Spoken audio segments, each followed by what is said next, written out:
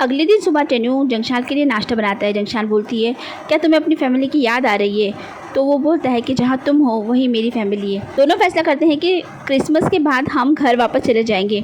आगे हमें लंगशान को दिखाया जाता है जिसकी तबीयत थोड़ी सी ख़राब होती है। वो थोड़ा बाहर घूमने के लिए आता है। वहाँ जंगशान और टेन्यू भी होते हैं, लेकिन वो लोग आपस में बिल्कुल भी टकराते नहीं हैं। यहाँ तक कि लंगशान उसके घर के बाजू में से गुजर जाता है। टेन्यू और जंगशान काफ़ी अच्छा वक्त गुजार रहे होते हैं। जंगशान जो है क्रिसमस की ट्री सजा रही होती है। तब टेन्यू उसके पास आता है और वो उसके गले में एक लॉकेट डाल देता है और बोलता है कि ये है तुम्हारा तोहफ़ा, और वो उसे देता है। ये देखकर वो बहुत खुश होती है।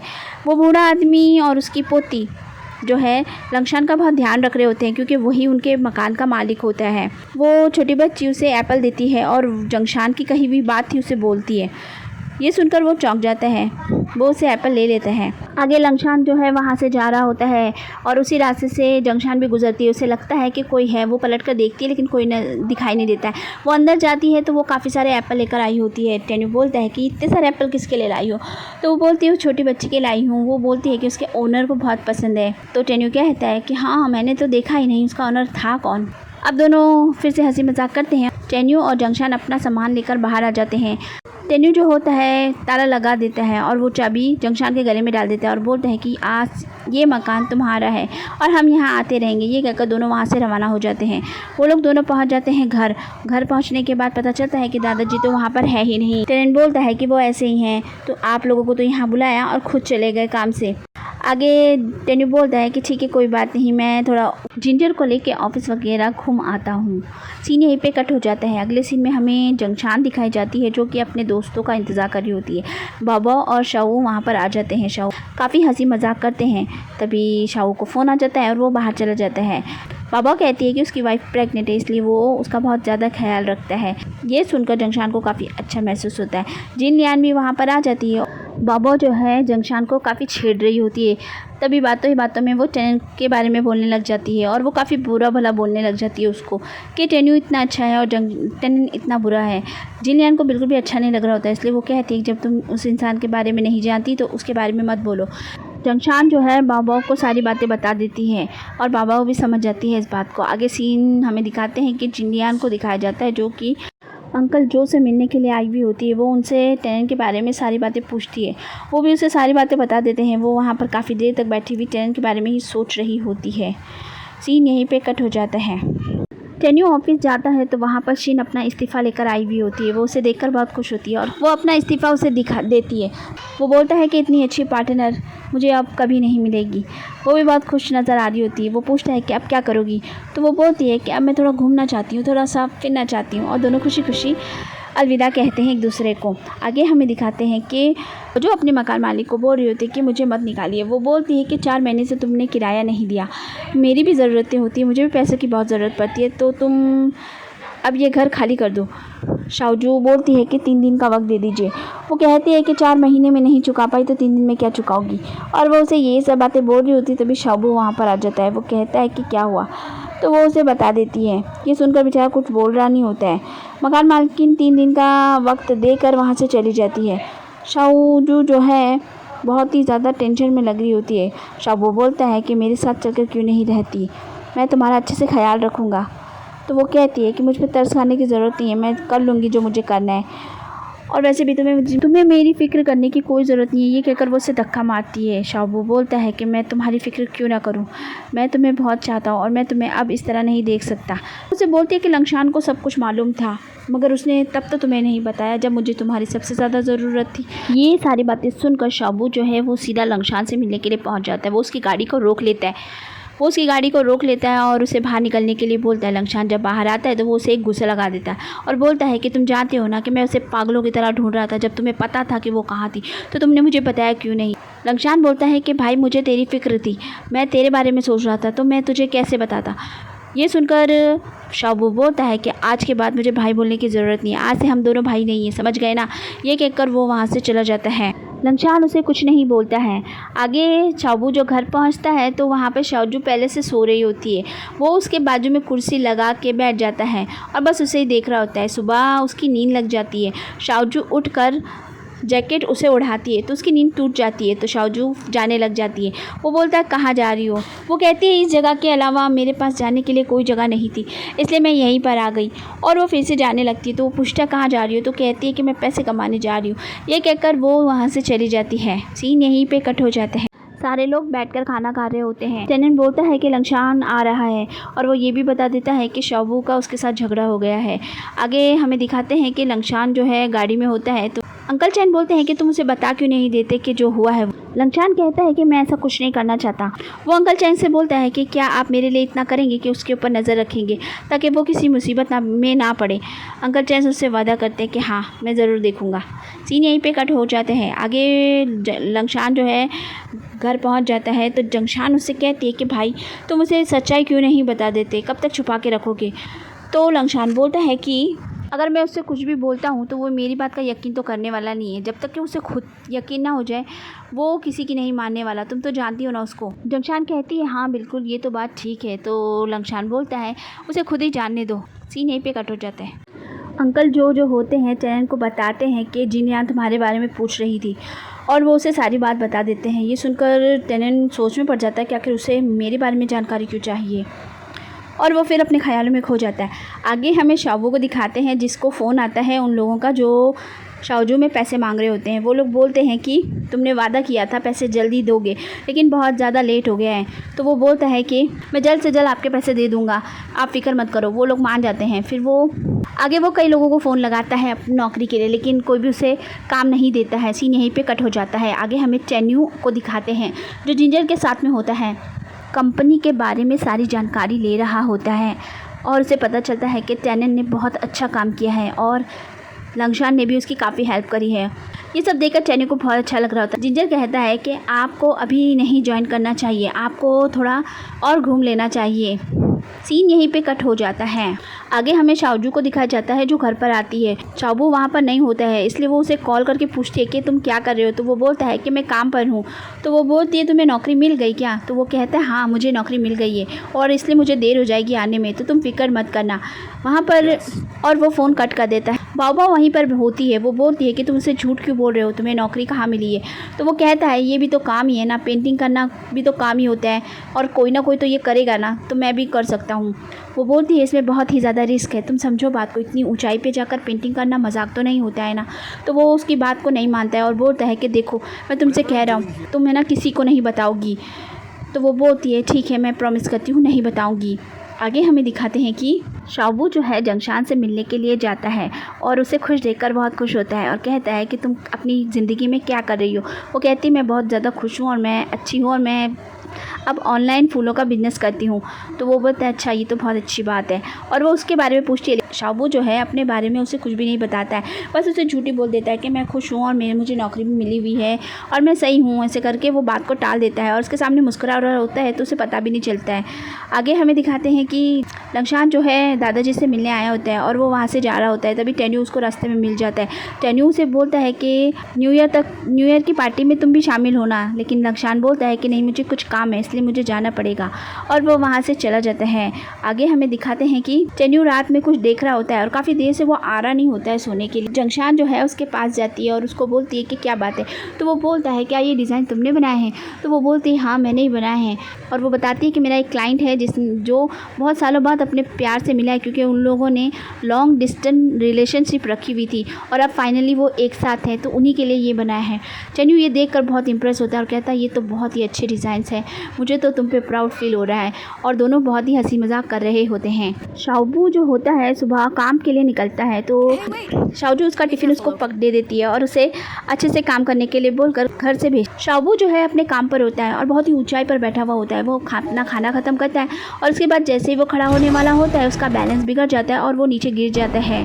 अब हमें टेन्यू और जंगशान को दिखाया जाता है जो कि पार्टी में जा रहे होते हैं क्योंकि आज न्यू ईयर होता है और वो लोग पार्टी में काफ़ी इंजॉय भी कर रहे होते हैं। तभी वहाँ पर बाओ भी आ जाती है और वो उसके साथ में बातें कर ही रहे होते हैं। जिनयान वहाँ पर दौड़ी भी आती है और कहती है कि मुझे टेनेंट से मिलना है। वो दोनों ही चौंक जाती है कि आखिर वो ऐसा क्यों कर रही है। जिनयान जो होती है वो भागकर ऊपर चली जाती है टेनेंट से मिलने के लिए। अब जंगशान को फ़ोन आ जाता है कि शाबू का एक्सीडेंट हो गया है। वो बहुत ही ज़्यादा घबरा जाती है और तीनों को गाड़ी में दिखाया जाता है जहाँ पर बाबा बताती है कि वो बहुत ही ऊंचाई पर पेंटिंग का काम कर रहा था। जंगशान बोलती है उसने मुझे क्यों नहीं बताया। टेन्यू बोलता है चलो पहले देखते हैं आखिर माजरा क्या है। वो तीनों हॉस्पिटल पहुंच जाते हैं। बाहर खड़े हुए चारों बहुत परेशान होते हैं। तभी डॉक्टर आते हैं और बोलते हैं कि उनके साथ कौन है। तो वो लोग बोलते हैं हम हैं उनके साथ में। डॉक्टर बताते हैं कि शाबू बहुत ऊंचाई से गिरा था, इसलिए उसके हाथ पर बहुत ही ज़्यादा फ्रैक्चर हो गया है और इतना ज़्यादा हो गया कि अब वो ठीक नहीं हो सकता, उसका हाथ काटना पड़ेगा। ये सुनकर वो सारे चौंक जाते हैं। तो डॉक्टर बोलता है जल्दी से फैसला कीजिए और जल्दी से साइन कर दीजिए पेपर पर। ये सुनकर शाओजू तो बिल्कुल घबराई जाती है। सीन यहीं पे कट हो जाता है। आगे हमें जिनयान को दिखाते हैं जो कि टेनेंट के पास जाती। वो कहती है कि मैं तुम्हारी ज़िंदगी में वापस आना चाहती हूँ और इस बार बिल्कुल भी तुम्हें छोड़कर नहीं जाऊँगी। टेनेंट फिर से उसे अपने से अलग करने के लिए उल्टी बातें करता है, लेकिन वो कहती है कि अब चाहे तुम कुछ भी करो, चाहे तुम मुझे धक्का ही मार दो, मैं नहीं जाऊँगी। और वो उसका हाथ पकड़कर उससे वादा करती है। सीन यहीं पर कट होता है। आगे हमें दिखाते हैं कि जंगशान जो है बहुत ही ज़्यादा परेशान होती है और खड़ी हुई बोल रही होती है कि उसने मुझे क्यों नहीं बताया, अगर वो बताता तो शायद मैं उसकी कुछ मदद कर सकती थी। तो टेन्यू बोलता है कि ऐसे में कोई किसी की मदद नहीं कर सकता है। टेन्यू कहता है कि मुझे अच्छे से याद है टेनेंट के साथ जब ये हादसा हुआ था, मैंने बहुत कोशिश की थी उसे बचाने की। मैंने अपनी पूरी ताकत लगा दी थी उसे बचाने के लिए। उस सीढ़ी को इतनी ज़ोर से पकड़ा जितना मैं पकड़ सकता था, लेकिन मैं छोटा था इसलिए संभाल नहीं पाया और वो गिर गया। आज तक मुझे इस बात का अफसोस है कि मेरी वजह से उसकी ये हालत हुई है। टेन्यू कहता है कि मैं उसका हीरो था और मैं ही उसे बचा नहीं पाया। टेनेंट ये सारी बातें सुन लेता है और उसे अब समझ में आता है कि उसके बड़े भाई की इसमें कोई भी गलती नहीं थी। टेन्यू जंगशान को दिलासा दे रहा होता है, तभी उनकी नज़र टेनेंट पर पड़ जाती है। टेनेंट उन्हें देख रहा होता है। टेनेंट उदास सा कमरे में बैठा होता है, अपने बचपन की सारी बातें याद कर रहा होता है, किस तरह वो दोनों भाई एक दूसरे के साथ हमेशा एंजॉय किया करते थे। उसके एक्सीडेंट के बाद भी उसका भाई उसके साथ था। ये सारी बातें वो सोच ही रहा होता है। टेन्यू भी उसके पीछे आ गया होता है और वो उसके पास आता है और दोनों गेम खेलने शुरू कर देते हैं। उसे अपने बचपन की बातें याद आती हैं कि वो दोनों किस तरह गेम खेला करते थे एक साथ में, और काफ़ी इंजॉय करते हैं दोनों भाई मिलकर। यहाँ हमें दोनों भाइयों का बहुत ही गहरा प्यार नज़र आता है। सीन यहीं पे कट हो जाता है। आगे हमें जंगशान दिखाई जाती है जो कि शाओबू के बारे में सोच रही होती है। वो भी अपने बचपन की बातें याद कर रही होती है, किस तरह शाओबू हमेशा उनके साथ खड़ा रहता था। आगे टेन्यू को दिखाते हैं जो कि अपने भाई टेनेंट को लेकर जा रहा होता है। टेनेंट अपने मन की बात अपने भाई को बता रहा होता है। वो बोलता है कि जब मेरा एक्सीडेंट हो गया तो मुझे लगा आपकी वजह से ही हुआ, इसलिए मैं आपसे नफ़रत करता था, लेकिन मैं आपसे नफ़रत कभी कर ही नहीं पाया क्योंकि आपने मुझे कभी अकेला छोड़ा ही नहीं। जब जंगशान आपकी ज़िंदगी में आई तो मुझे लगा कि कहीं वो आपको मुझसे छीन ना ले, इसलिए आपकी अटेंशन पाने के लिए मैंने ये सब कुछ किया था, इसीलिए मुझे माफ़ कर दीजिए। और वो बोलता है कि जब आपका एक्सीडेंट हो गया था, आप पहाड़ से नीचे गिर गए थे, तो मैंने कसम खा ली थी कि मैं बिल्कुल अच्छा भाई बनकर दिखाऊंगा, कभी आपको तंग नहीं करूंगा। ये सारी बातें सुनकर टेन्यू बोलता है कि मैं जानता हूँ मेरा भाई कितना अच्छा है। और सीन यहीं पे कट हो जाता है। शाओबू को होश आ जाता है और उसे पता चलता है कि उसका एक हाथ नहीं है। उसे बहुत ही ज़्यादा तकलीफ़ होती है। वो अपने बाजू में शाओजू को सोया हुआ देखता है तो इसलिए कुछ भी नहीं बोलता है और अपनी आंखें बंद कर लेता है। नर्स आती है और शाओजू को बुलाकर ले जाती है। उसके जाने के बाद मिस्टर चैंग वहाँ पर आते हैं और शाओबू को बोलते हैं तुम्हारे पापा मिल गए हैं और उन्होंने अपना पूरा जुर्म कबूल कर लिया है, अब तुम दोनों की लाइफ में कुछ भी गलत नहीं होगा। और वो बताता है कि लंगशान ने तुमसे सच छुपाया था, वो नहीं चाहता था कि तुम्हें कोई तकलीफ़ हो, बस यही बात है। ये सुनकर शाओबू बोलता है कि उसे मत बताना मेरे साथ जो हुआ है। मिस्टर चैंग बोलते हैं कि ठीक है, मैं समझता हूँ, उनकी भी तबीयत ठीक नहीं रहती, उन्हें ना बताना ही सबसे बेहतर होगा। और वो ये कहकर वहाँ से चले जाते हैं। शाओजू जब वापस आती है तो वहाँ पर शाओबू नहीं होता है। वो बेचारी बहुत परेशान हो जाती है और जंगशान को फ़ोन करती है। जंगशान भी ये बात सुनकर चौंक जाती है। वो लोग उसको ढूंढ रहे होते हैं, इसलिए टेन्यू और जंगशान उसके घर पर पहुँचते हैं। बाबा भी साथ में होती है। शाओबू जो है घर पर होता ही नहीं है। बाबा कहती है कि मैं यहाँ की सफाई करती हूँ, तुम लोग आगे जाके ढूंढ लो। वो लोग नीचे चले जाते हैं। जंगशान बोलती है मुझे उसकी बहुत फिक्र हो रही है। टेन्यू बोलता है कुछ नहीं होगा, वो मिल जाएगा। आगे हमें शाबू को दिखाते हैं जो अपने पापा से मिलने के लिए गया होता है। उसके पापा उसकी ऐसी हालत देखकर बहुत चौंक जाते हैं, बोलते हैं तुम्हारे हाथ को क्या हो गया। वो बोलता है कि मेरी फिक्र दिखाने की ज़रूरत नहीं है। शाबू बोलता है जब हमें आपकी ज़रूरत थी, जब आप तो नहीं आए, माँ की हालत ऐसी ख़राब हो गई, वो पागलों जैसी हो गई, हॉस्पिटल में थी, मर गई, लेकिन आप तब भी नहीं आए, तो अब क्या लेने आए हो। वो बोलता है कि मुझे माफ़ कर दो बेटा, मैंने तुम्हारे साथ जो किया वो सब गलत था, मुझे माफ़ कर दो इस चीज़ के लिए, मगर अब मुझे इस बात का एहसास हो चुका है, इसलिए मैं अपने आप को पुलिस के हवाले करने जा रहा हूँ। ये सारी बातें सुनकर भी शाबू जो है वो उनको माफ़ नहीं करता है। वो बोलते हैं, वो उसे पीने के लिए शराब देते हैं। शाबू कहता है कि जिस दिन आप हम लोगों को छोड़कर चले गए थे उसी दिन मैं बड़ा हो गया था, और ये कहकर वो उस शराब को पी जाता है। उसके बाद उसके पापा अपने आप को पुलिस के हवाले कर देते हैं और वो बाहर खड़ा हुआ ये सब देख रहा होता है।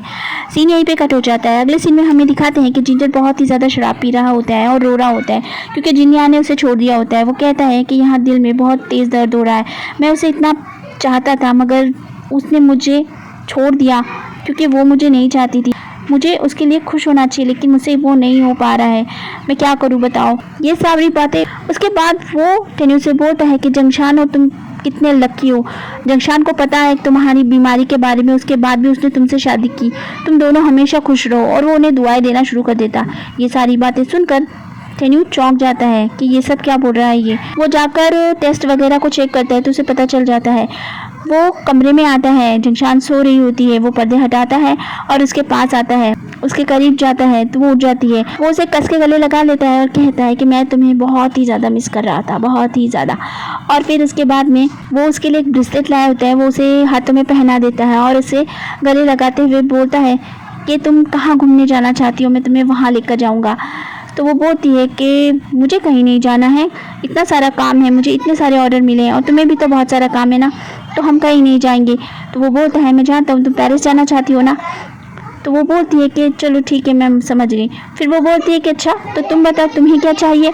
तो वो बोलता है कि मेरा तो बस एक ही सपना था, शादी करना, और वो तुमने मेरा पूरा कर दिया, इसके अलावा मुझे कुछ नहीं चाहिए, तुम्हारी खुशी के से ज़्यादा मुझे और कुछ नहीं चाहिए, मैं तुम्हारे साथ बहुत ही ज़्यादा खुश हूँ। और ये कहकर वो उसे कस के गले लगाया हुआ होता है और दोनों हंसी मजाक करने लग जाते हैं। सीन यहीं पे कट हो जाता है। अगले सीन में हमें दिखाते हैं शाओजू जो है कमरे में बहुत ही ज़्यादा रो रही होती है। बाबा वहाँ पर आ जाती है और कहती है कि तुम रो क्यों रही हो और तुम यहाँ कर क्या रही हो, जाओ यहाँ से, तुम्हारी कोई ज़रूरत नहीं है। और वो उसे ताने मार रही होती है, वो उसे बहुत बुरा भला भी बोलती है क्योंकि उसे लगता है शाबू की ऐसी हालत की जिम्मेदार शाओजू ही है, और इस वजह से वो उसे बहुत ही ज़्यादा बुरा भला बोलती है और कहती है कि तुम्हारे पीछे उसने क्या कुछ नहीं किया, तुम्हारे प्यार के लिए उसने कितना सेक्रीफाइस किया और तुमने क्या किया उसके लिए, तुमने तो उसको इस हालत में पहुंचा दिया। ये कहकर वो वहाँ से चली जाती है। शाओजू बहुत ही ज़्यादा रोती है। शाओजू के सामने उसकी पुरानी सारी यादें आ जाती हैं और यहीं पे कट हो जाता है। टेन्यू और जंगशान सो रहे होते हैं, तभी एक फ़ोन आता है। टेन्यू को कहीं काम से बाहर जाने के लिए बोला जा रहा होता है लेकिन वो मना कर देता है। जंगशान बोलती है क्या तुम्हें सच में कोई काम नहीं है। वो बोलता है बिल्कुल नहीं, मैं तुम्हारे साथ रहना चाहता हूँ, और वो उसके साथ में ही रहता है। और वो लोग सो रहे होते हैं तो जंगशान का फ़ोन बजता है। बाबा वो फ़ोन पर होती है और वो बताती है कि शाओजू ने अपनी नस काट ली और मैं उसे लेकर हॉस्पिटल आई हूँ, वो हॉस्पिटल में एडमिट है और तुम दोनों आ सकते तो आ जाओ। वो दोनों वहाँ पहुँच जाते हैं। जंगशान जो है बाबा से पूछते कि आखिर क्या हुआ है, तो वो बताती है कि उसने उसे बुरा भला बोल दिया था क्योंकि उसकी वजह से ही तो वो वहाँ पर नहीं है। बाबा जोर से चिल्ला कर शाओजू से कहती है कि तुम ये नाटक करना बंद करो, तुम्हारी वजह से तो सब कुछ हुआ है, तो तुम इस तरह एक्टिंग कैसे मार सकती हो। जंगशान जो है उसके सर पर एक मारती है और बोलती पागल कहीं कि उसके साथ ऐसी बातें मत करो, और सीन यहीं पे कट हो जाता है। तो फ्रेंड्स आज का वीडियो यहीं पे ख़त्म होता है। अगर आपको वीडियो पसंद आया तो मेरे चैनल को लाइक कीजिए, सब्सक्राइब कीजिए और बेल आइकन भी दबा दीजिए ताकि आने वाले वीडियोस की नोटिफिकेशन आपको मिल जाए। चैनल पे नए हैं तो सब्सक्राइब करना बिल्कुल भी मत भूलिए। मिलती हूँ नेक्स्ट वीडियो में। Thank you for watching, bye bye.